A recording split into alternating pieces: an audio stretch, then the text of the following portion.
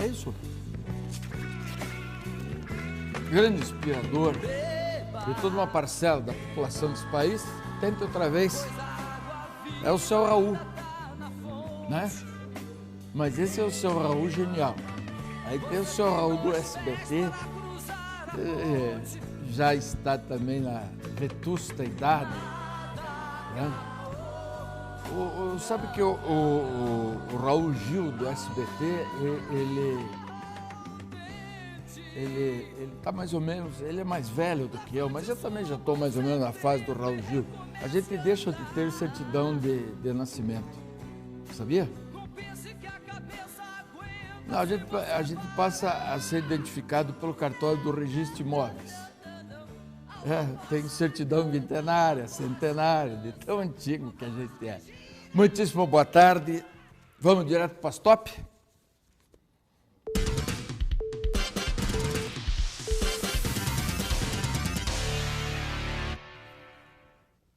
Então, a Federação das Indústrias, através do seu presidente, que passou o tempo todo da eleição passada trabalhando para Gleisi Hoffmann, preciso lembrar, as pessoas precisam ter memória. Então, o Campanholo trabalhava incessantemente para a Gleisi Hoffmann, e pôs a entidade, a FIEP, trabalhando para ela.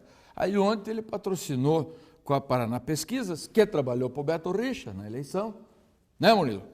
Ele patrocinou a pesquisa para tratar aí da satisfação dos paranenses em relação ao governador.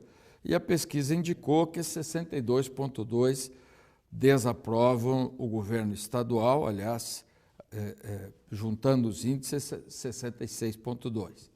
Tudo bem. Aí ontem à tarde, o presidente da Assembleia Legislativa, que é também presidente do PSDB, ficou bastante irritado com essa atitude do senhor Campanholo e desceu a borracha no Campanholo. E lembrou o Campanholo: olha, você é de Capanema, não esqueça disso. Não sei o que isso quer dizer, mas deve querer dizer alguma coisa, né? É isso aí, Campanholo. É assim, né?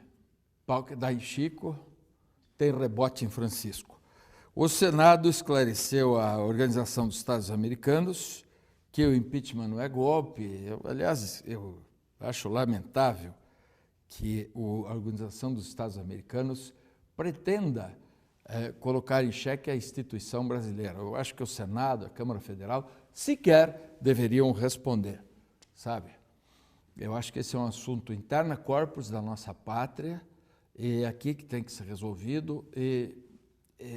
Quem está sofrendo o processo de impeachment escolheu como mote mercadológico lá atrás dizer que era um golpe. Nada que esteja previsto na Constituição deste país pode ser tratado como um golpe desde que obedecido o trâmite constitucional. O trâmite está sendo obedecido e esta senhora que aparece no vídeo terá toda a possibilidade de defender-se, inclusive, publicamente na segunda-feira, o que ela disse que vai fazer.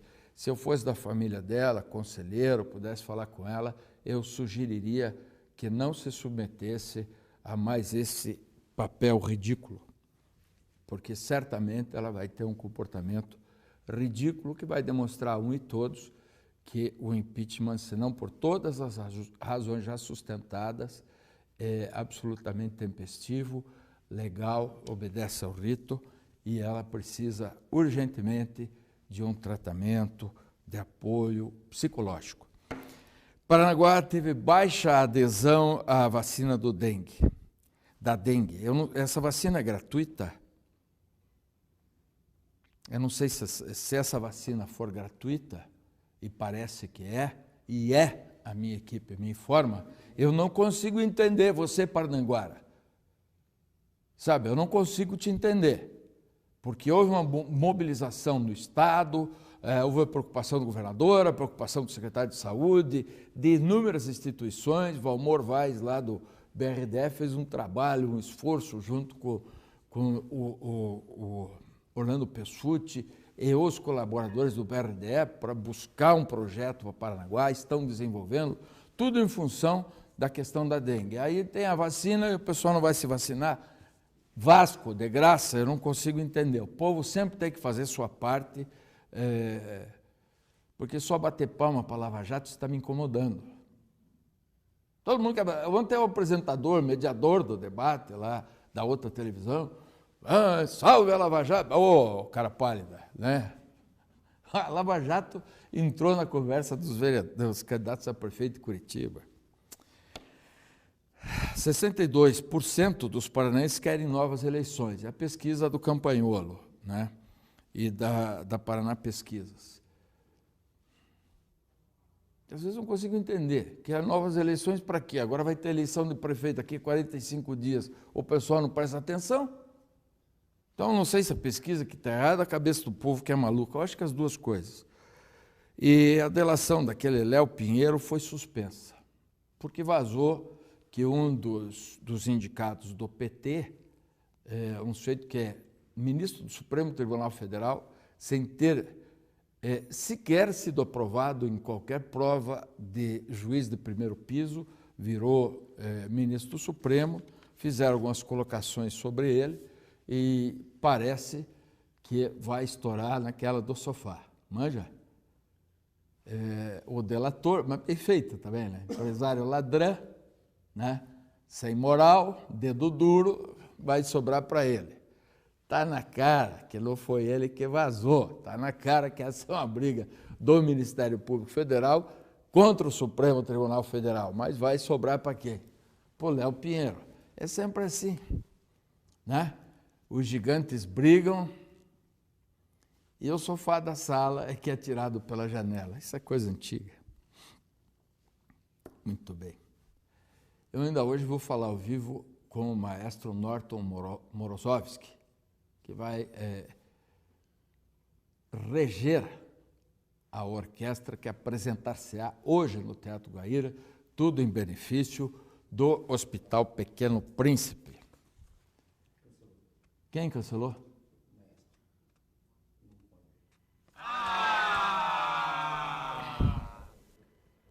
Bom, eu anunciei a presença do maestro e quero confessar a vocês, essa participação do maestro, ela foi marcada quinta-feira passada a pedido. Assessoria do maestro? Eu vou repetir. Eu fui contactado pessoalmente, pediram a mim que trouxesse, me perguntaram, aliás, se eu teria interesse em trazer o ilustre maestro a esse programa. Eu disse que teria sim, ele é uma grande figura da música clássica, e eu disse que teria todo o interesse de trazê-lo aqui. Fui informado a posteriori que ele não poderia vir ao programa, o que eu aceitei em face de que o concerto é hoje à noite. Então, naturalmente, teria o compromisso do último ensaio com a orquestra, etc. Resta saber se ele não estará nesse horário em outra televisão, porque eu não sei qual foi o motivo do cancelamento, né? E eu queria dizer o seguinte: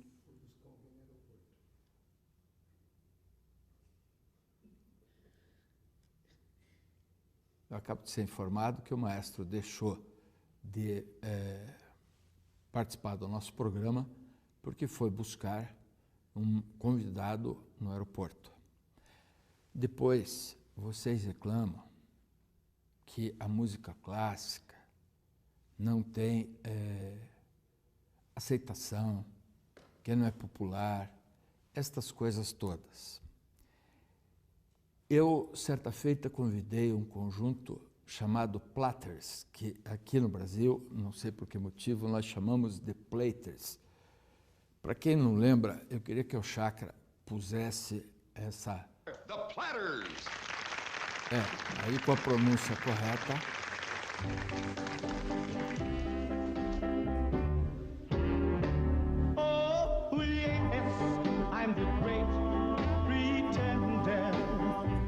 Neste tempo, eu apresentava o Ponto de Encontro na CNT.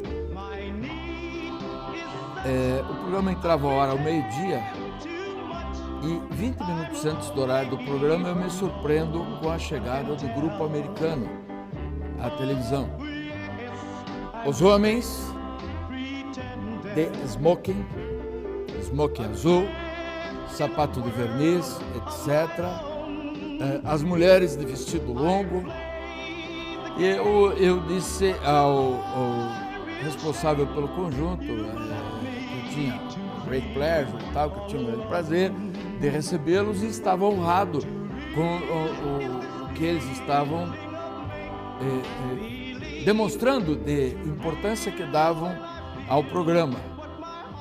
E ele me respondeu: importante é você, network man. E eu nunca me esqueci disso. Essa é a diferença.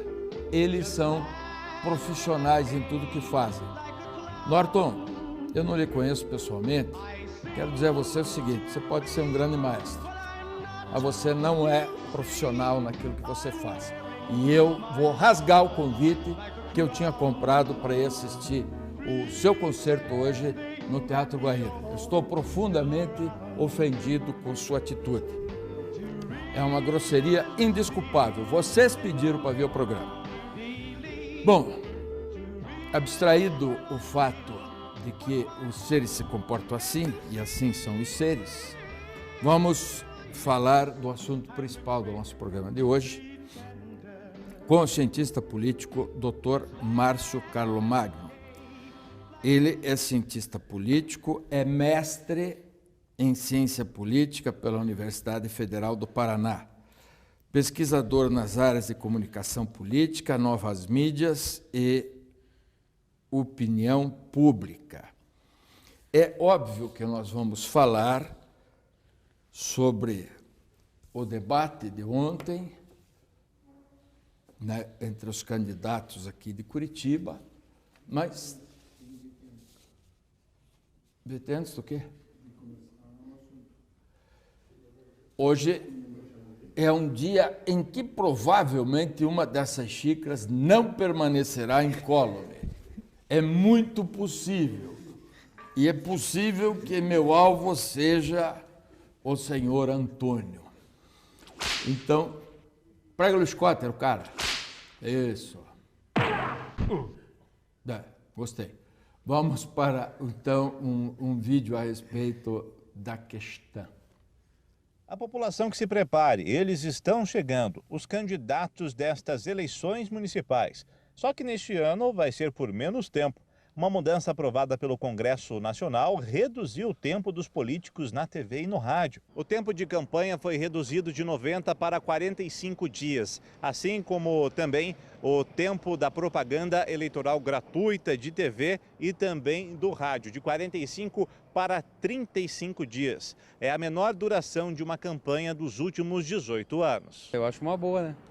Por quê? Qual que é a tua opinião sobre isso? Não sei, a política hoje em dia, eu mesmo não confio mais. Então, quanto menos ficar passando na televisão, para mim é melhor. A propaganda que tem na televisão seria necessária para a gente conhecer melhor o candidato, as propostas que ele tem para o município de Curitiba. Acho importante não reduzir, então, metade. Não, eu acho que deveria ser estendido como era antes. Eu acho muito bom mesmo, porque eu não gosto dessa campanha na TV. Acho bem melhor. De acordo com o Tribunal Superior Eleitoral, as inserções das propagandas começam no dia 26 de agosto. As emissoras de TV e rádio devem reservar 2 blocos de 10 minutos cada, 2 vezes por dia, de segunda a sábado. No rádio, a propaganda vai ser veiculada das 7 da manhã às 7h10 e do meio-dia ao 12h10. E na TV, da 1 da tarde até 1h10 e das 8h30 da noite até as 8h40 da noite. As mudanças não afetam somente os candidatos. A estimativa é que a correria aumente nas zonas eleitorais. Afinal, o prazo para a verificação de todos os documentos também diminuiu. Para a Justiça Eleitoral, o trabalho, em que pese encurtado temporalmente, mas vai haver tempo hábil, o esforço vai ser redobrado. A Justiça Eleitoral, a partir de agora, não cerra mais essas atividades, mesmo em finais de semana ou feriados, vai trabalhar o tempo todo. O Tribunal Regional Eleitoral do Paraná pede para que a população denuncie se observar qualquer irregularidade. Qualquer situação que entenda irregular deve procurar imediatamente o cartório eleitoral, tanto em Curitiba como em outras zonas eleitorais, procurar o Ministério Público, ou pode por escrito, pessoalmente ou encaminhadamente, ou por escrito essas comunicações, para que se faça avaliação. O Ministério Público vai tomar as posições necessárias para fazer um pedido, a representação que for necessária. Esclarecendo, nosso programa vai ser diretamente atingido pelo horário eleitoral. Então, nós vamos iniciar às 12h45, faremos 15 minutos da primeira parte do programa, ficaremos 10 minutos assistindo o horário eleitoral para voltar com 20 depois. Ai, que bom! No dia que eu trouxer os candidatos, estou idealizando aqui fazer o seguinte: 15 minutos com o vice, 10 minutos de propaganda eleitoral e mais 20 com o titular. Ai, que bom. Bom, não? Então, doutor Márcio, o que diferente a Universidade Federal do Paraná está fazendo no segmento neste momento? Qual é a contribuição relevante que o senhor e seus pares de universidade estão dando para a população para participar efetivamente do pleito, criando parâmetros, estabelecendo uma matriz? Obrigado por ter vindo. Boa tarde, Diego. Obrigado pela sua educação, pelo fato de dar importância ao programa. Com certeza. Obrigado pelo convite. Obrigado. Boa tarde aos telespectadores. É muito interessante você começar com essa pergunta já, porque a gente está desenvolvendo um projeto bem interessante lá na UFPR, no programa de pós-graduação em Ciência Política, que a gente lançou semana passada, e que visa o monitoramento eleitoral eletrônico online do comportamento online dos candidatos. Hoje em dia, a gente sabe, com a redução do tempo de televisão e com a ascensão dessas novas plataformas, cada vez mais os candidatos estão no Facebook, estão no Twitter, estão nas redes sociais, e cada vez mais isso tem sido uma ferramenta importante de campanha, né? Desde alguns anos atrás, antigamente nem tanto, mas tem crescido cada vez mais a importância da presença online dos candidatos para fazer campanha, para expor seus argumentos, etc. Então, o que a gente está fazendo é um monitoramento do que eles estão publicando online. A gente está divulgando alguns boletins e o nosso projeto é justamente fazer uma ponte da universidade com a sociedade, ajudar a sociedade a fazer esse monitoramento dos candidatos. O primeiro resultado que a gente já divulgou em relação às publicações deles de julho foi sobre o tipo de conteúdo que eles postam. Então, por exemplo, a gente percebeu, na época o Francisquini ainda era pré-candidato, né? O Francisquini, o Requião Filho e o Tadeu Venere, eles fazem muita campanha negativa, eles publicam muitas críticas aos adversários. Aliás, nosso amigo está falando para eu falar o link. A nossa plataforma é no próprio Facebook, então a gente está divulgando para ser mais interativo com as pessoas, exatamente. facebook.com/monitor eleitoral. Se você entrar lá, facebook.com/monitor eleitoral, já vai acessar a plataforma. Então, a gente analisa, por exemplo, quais candidatos falaram mais de política pública, quais candidatos apenas se centraram em falar sobre a agenda, informação de agenda, essas coisas. Então, vocês estão dividindo, que só fala em desconstrução, o Exatamente. Que propõe. Por falar em proposição, boa tarde, Henrique Gílio. Olá, boa tarde, Eugê, boa tarde a todos que nos acompanham aqui no Direto ao Ponto, boa tarde ao cientista político que está conosco. Eugê, eu fiz questão de entrar mais cedo hoje porque eu encontrei uma figura que você conhece muito bem aqui na Boca Maldita. Lembra desse cidadão aqui, Eugê? Vou até passar o fone para ele. Este famoso... Segura aí, Foguetinho. Esse não menos famoso... Boa tarde. Paulo Mosima, o foguete do alto de todas as glórias. Boa tarde, inusitado, afilhado de José Maria Pizarro El Copetim. Tudo bem, foguete? Tudo bem, querido G. Um abraço para o Henrique, para todos os nossos telespectadores. Prazer muito grande ter encontrado o Henrique Gílio aqui no calçadão da nossa Boca Maldita, no centro de Curitiba, e o prazer maior ainda de fazer uma saudação ao vivo e a cores para você, amigo G. Bom, Foguete, a situação é a seguinte: tivemos ontem o primeiro debate eleitoral aqui em Curitiba, candidatos a prefeito. Gostou do debate? Achou que poderia ter mais? E se você acha ainda que o debate influencia na opinião do povo, influencia na decisão da tomada de um voto, o que você acha dos debates aqui de Curitiba? Bom, eu acho o seguinte, Henrique, que o debate é válido. Você coloca frente a frente candidatos que representam segmentos diferentes, linhas de raciocínio, linhas de ação diferentes, e assim o público pode fazer uma aferição, uma avaliação, testar inclusive alguns conhecimentos, algumas propostas desses mesmos candidatos. Só no caso especificamente do debate de ontem, por ter sido um primeiro debate, eu vi ainda alguns candidatos com pouca experiência de comunicação, com dificuldade para transmitir ideias, uns talvez nem ideias tenham para transmitir, porque foi uma dificuldade muito grande. E vi, inclusive, o prefeito de Curitiba, Gustavo Frutti, achei o Gustavo muito tenso, pouco à vontade. Achei o Greca sempre mais solto, aquela picardia, aquela velha experiência, inclusive, de comunicação. Alguns candidatos mais jovens, como a Maria Vitória, mostrando até que tem um preparo para dialogar, para promover o debate. Achei interessante. Achei também muito quietinho, muito acuado Nele Prevô, que normalmente é radialista, é mais falante, ficou mais quietinho.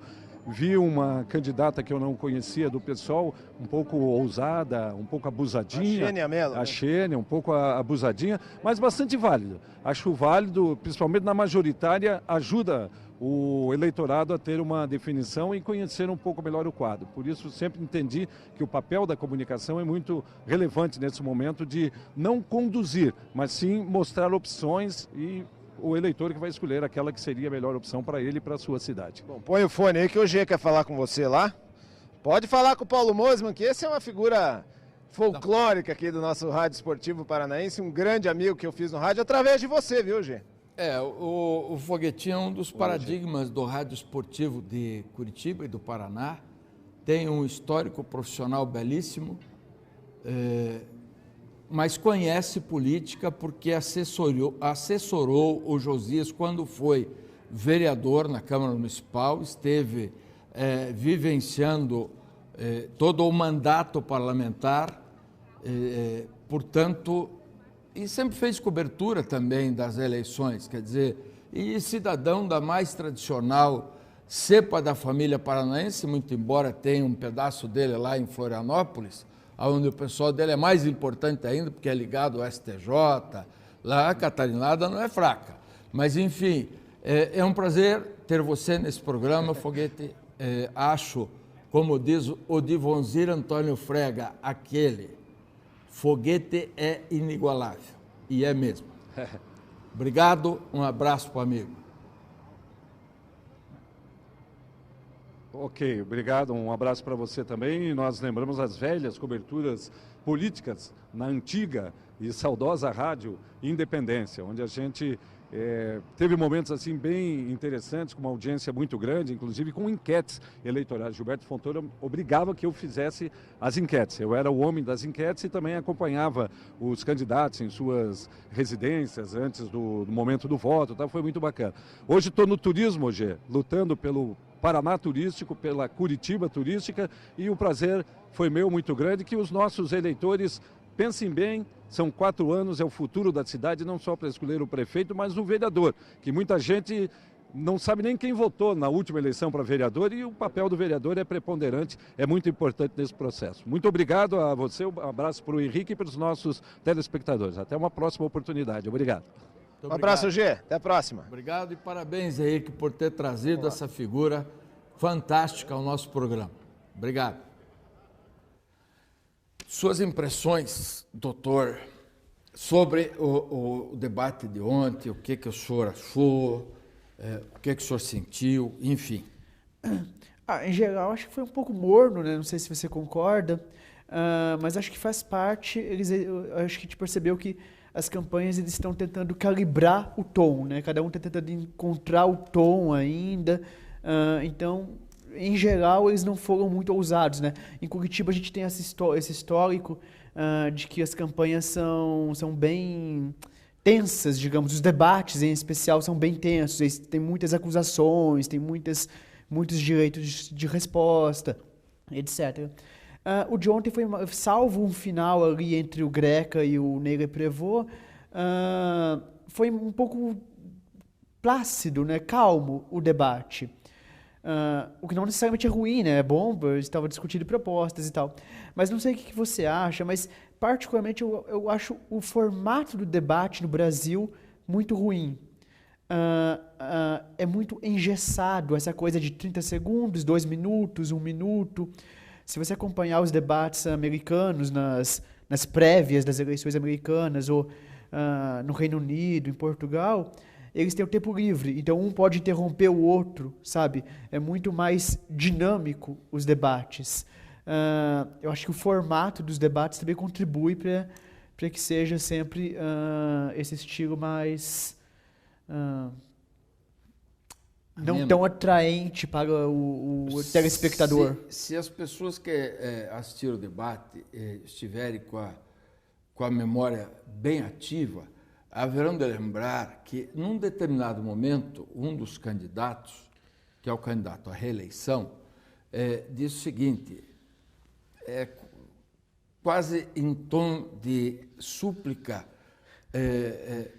a forma que o debate é gerenciado em função da lei e em função das limitações que as televisões sofrem, inclusive nós abdicamos aqui, através da nossa diretoria, do debate, exatamente porque ele tem tão pouca dinâmica e permite tão pouco aos candidatos.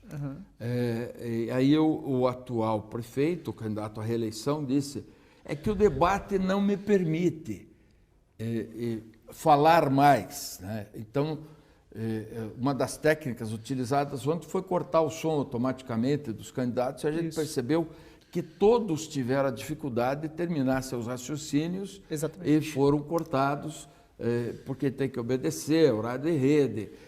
Me parece, doutor, que a análise precisa ser um pouco mais ampla nesse caso. Não é o debate que é engessado. O processo político no Brasil é engessado, como um todo. Essa busca da equanimidade não ocorre.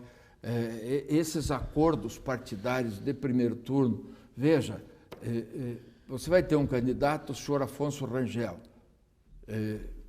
vice-reitor de uma universidade, etc., pró-reitor, certamente teria contribuições importantes a dar. Ele vai ter 9 segundos úteis para falar.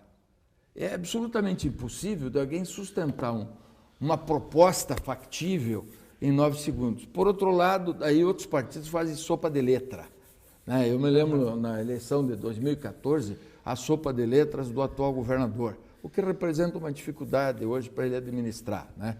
A tal governabilidade. Ele ia falar, os partidos, tinha 14. 3, chupa que a cana é doce, o cara falava. Eu estava analisando, perdão interromper. Continua. Eu estava analisando os dados esse fim de semana, inclusive ainda nem saiu nenhuma notícia com exclusividade aqui. Das mais de 40 mil coligações eleitorais feitas este ano, 30%, um pouquinho mais de 30%, não lembro exatamente qual é o valor, são de 9 ou mais partidos. Pensa nisso, 9 ou mais partidos, mais de quase um terço de todas as coligações feitas no Brasil tem 9 ou mais partidos. Essa é a sopa de letrinhas que você está falando. A coligação que tem mais partidos chega a 24 partidos, quase todos. Quer dizer, imagine, daí você ouve a mocinha que participou do debate, aliás, ela é muito vívida nas colocações, nós a trouxemos aqui, né? Ela sustenta com bastante beligerância as posições dela e tal, mas ela diz a frente de esquerda. Né? O que é a frente de esquerda? O que é a frente da direita? O que é o candidato de centro? No caso ainda da Xênia, é preciso respeitar que o partido dela vai sozinho. E isso representa uma dificuldade para eleger um vereador na sistemática atual. Mas os outros... Que conversa é essa, cara pálida? O senhor consegue identificar nos outros quem é de esquerda e quem é de direita? Os partidos, em geral, a gente consegue identificar. O problema é quando eles fazem coligações que ultrapassam as questões ideológicas. Então vamos lá. Né? Vou falar sobre a candidatura do senhor Tadeu Venere, o deputado que, aliás, conhece bastante e toda vez que se posicionou de forma muito clara e muito sustentada em números e conhecimento fático e tal. Mas o Tadeu pertence ao partido que agora tem o Fernando Collor do lado. O PT tem como apoiador o Fernando Collor. Mas é que são alianças políticas, né? Tá bom. Então, aí nós vamos chegar no ponto. São necessárias. Isso você acontece acha? em todos... No sistema político brasileiro, é impossível você não fazer coligações, é impossível você não fazer alianças. Isso faz parte do jogo. Então, tá bom. Então, qualquer partido. Vamos para a conclusão, nós precisamos mudar o sistema. Sim. É isso? Eu acredito que sim. Doutor, veja, a gente gasta uma fortuna para fazer o primeiro turno. Certo? A gente, o povo. Porque toda essa tigrada aí está gastando dinheiro do povo, irmão. Né? Ninguém está gastando dinheiro deles. Vocês já viram aí na prestação de contas. Já apareceu lá, já tem 1 milhão na prestação de contas. É tudo fundo partidário até agora. Fundo partidário é o quê? Dinheiro do povo, é imposto. O governo não dá nada para ninguém, não produz nem um centavo. Tá legal. Aí, a lei determina que existe um primeiro turno. Ora, se é assim, então no primeiro turno, cada partido deveria ter que lançar o seu candidato. E não fazer aliança partidária. Porque se tem aliança partidária, e aí você eliminou qualquer conteúdo ideológico, as palavras não são exatas, mas é isso que o senhor disse. Sim, basicamente sim. Basicamente sim. Mas a questão, de fato, existem várias propostas para acabar com as coligações, em especial no legislativo, que distorce às vezes um pouco os resultados, né, para os cargos proporcionais legislativos. Mas a questão das alianças, para você ver como que de fato todo mundo faz, o PSOL, que aqui em Curitiba de fato saiu sozinho, mas se você vê ele no Brasil, é outro dado que eu lá em São Paulo, não só em São Paulo. Aquela menina Luísa Erondina. Não só em São Paulo, perdão de interromper. Continue. Não só em São Paulo. O PSOL fez coligações com 32 partidos diferentes no Brasil inteiro. Ele fez mais coligações do que o PT. O PT fez com 31 partidos. O PSOL, os únicos partidos que o PSOL não coligou foi o PCO, que não fez coligação com ninguém, e o Novo, que também não fez coligação com ninguém. O pessoal fez coligação com todos os partidos brasileiros. Com o partido do Maluf, com o partido do Collor. Com o PSDB também? Com o PSDB. O Bernardo, tiro, porrada e bomba? São 23 coligações eleitorais que estão o PSOL e o PSDB juntos. Bernardo, eu não sei como é que você não se suicidou, Bernardo. Pior que o DEM. São 35 coligações com o DEM. Do PSOL? PSOL e DEM. Mas daí eu não sei para quem que é mais feio, né? Se é pro DEM ou pro PSOL ou pros dois. Aí você vê o Chico lá do Rio de Janeiro deitando falação. Ontem ele estava lá na Câmara Federal fazendo. E se coligou com o DEM. Vai te catar, Chico, vai. Eu te passo os dados depois. É uma coisa surpreendente, mas mostra como que as alianças são necessárias no sistema político e no sistema eleitoral brasileiro. Então nós voltamos para a questão de que o político ele não é ideológico, ele é pragmático. Acho que é os dois, né? Mas aonde que está a ideologia, irmão? Não, a questão é que uma coisa não anula a outra. A questão é que é preciso ser pragmático para vencer as eleições. Isso vale para todos, não vale só para A ou B. Uma questão para você responder depois do intervalo. Claro. Ontem o candidato disse, eu não me sinto bem de continuar no PMDB do Eduardo Cunha. Aí outro candidato respondeu para ele, bom, eu quero mudar o partido de dentro para fora. E daí perguntou para ele, o senhor se sente bem com a turma com quem o senhor está, aqui a nível de Estado? Quer dizer, esse pragmatismo me incomoda. Nós estamos muito longe do compromisso, toda vez que a gente se preocupa com o compromisso político-partidário e que se preocupa com a tal governabilidade, a gente tem que lembrar que o legislativo, ele trabalha com as cotas que os parlamentares recebem, são as tais emendas. E aí tudo vira um bolo. Bom, intervalo.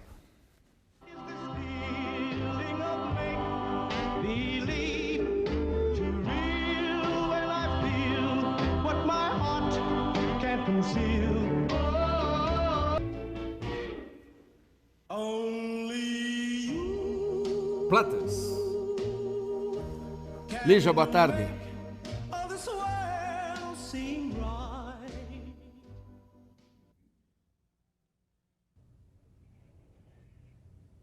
Olá, Ogebook, boa tarde para você e para todos que acompanham o Direto ao Ponto.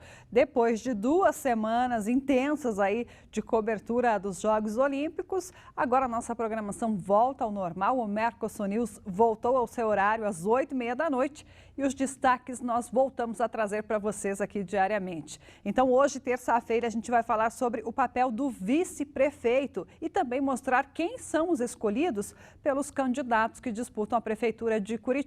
Afinal de contas, o vice pode ser um nome importante ou não, não é mesmo? Aí está a polêmica em Brasília com Michel Temer na iminência de assumir o cargo de Dilma Rousseff. Um dos assuntos de hoje, espero vocês às 8h30 da noite.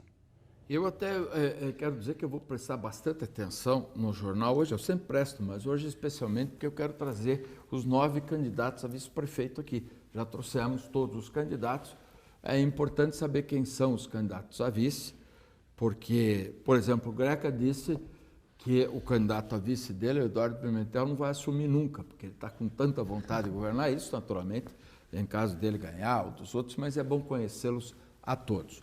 Professor, eu queria que, da forma mais breve possível, o senhor fizesse uma análise do comportamento de cada um dos candidatos ontem. Rafael Greca.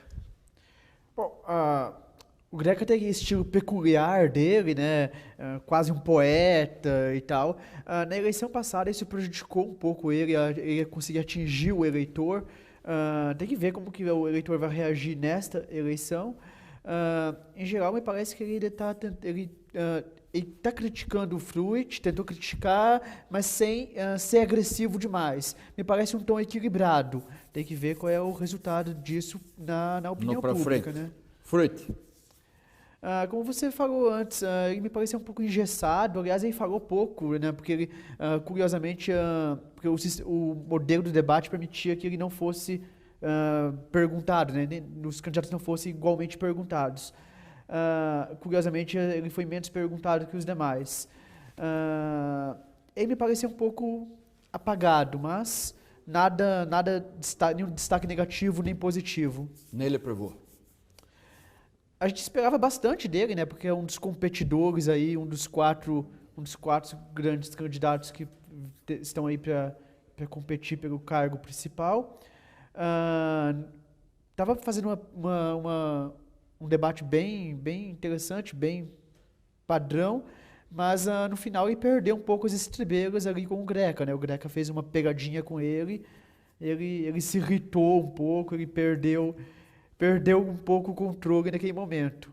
Em geral, é um momento quente que para o telespectador acha interessante, mas que a longo prazo tende a não ser muito positivo para a campanha, né? Que é o filho?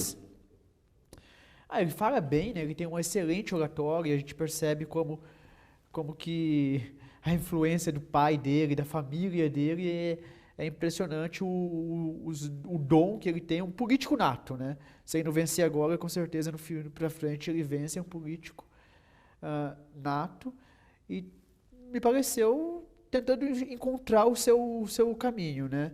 Ele criticou, mas não foi demais, enfim. Maria Vitória.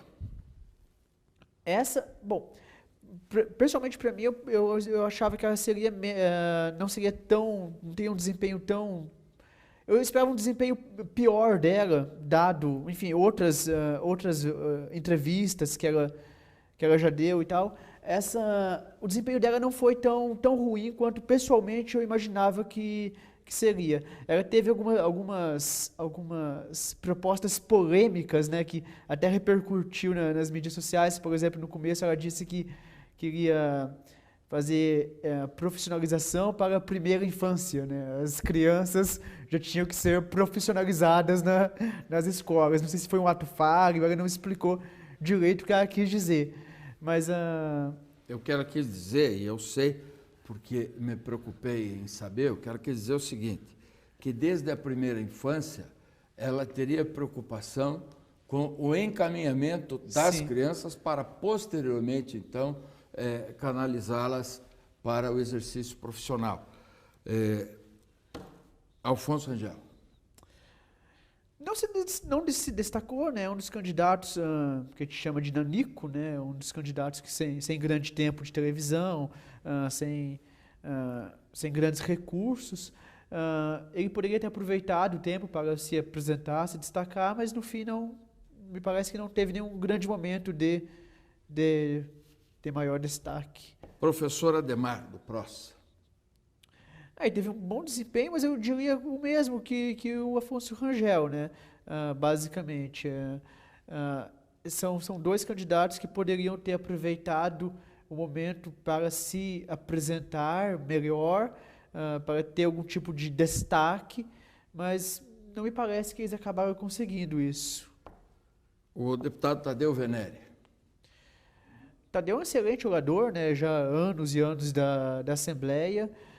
Como você comentou, ele é muito preciso com os números, ele é muito exato.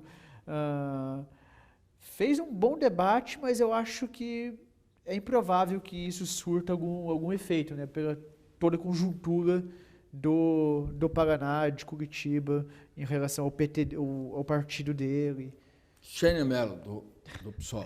Eu acho que vale destacar o momento exemplar que eu não sei se já ocorreu isso em algum outro lugar antes, senão até vale a pena checar isso, senão é recorde, é histórico, que é um momento que ela conseguiu ofender todos os demais candidatos ao mesmo tempo, e logo em seguida todos os candidatos tiveram o direito de resposta. Chegou a ser engraçado.